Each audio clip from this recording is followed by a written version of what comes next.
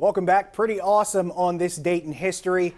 48 years ago, the Immaculate Reception, Franco Harris' dramatic touchdown catch to beat the Oakland Raiders in the 1972 divisional playoff, 13-7, the final score. Got 13-9 in the brain.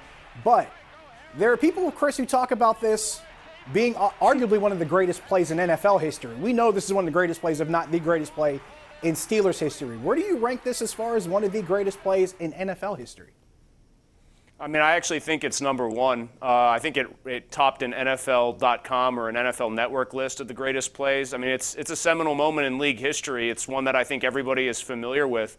And John Clayton, Braddock's own, on the show today, was 18 years old. Imagine this, writing for a real paper already at 18 while you're still in high school, Josh. I certainly can't.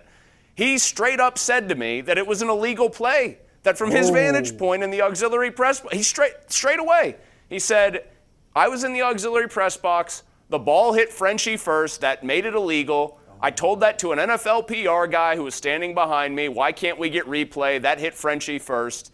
He did, however, clear up one thing. He said that Franco clearly caught the ball. It never hit the turf.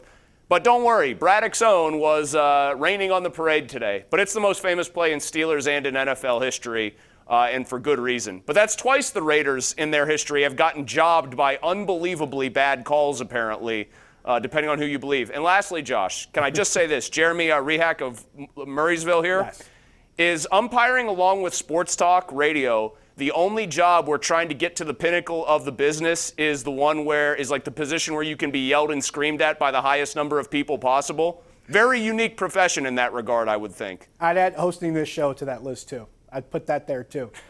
Real quick before we close out, Swin Cash, nominated for the Naismith Basketball Hall of Fame. McKeesport girl, great career in college at UConn, also WNBA, two-time gold medalist. Just her impact, I know you're a big hoops fan, Chris. Just how huge is this for the area? Swin Cash is the best, along with like Terrell Pryor, maybe Danny Fortson. I know Fortson didn't play in the WPIAL long. She's the best WPIAL basketball player I've ever seen, period. That is it for us. Thanks to Chris Mueller. On behalf of our producer, Ryan Marzak, and our team at CW, I'm Josh Taylor. Good night, everybody.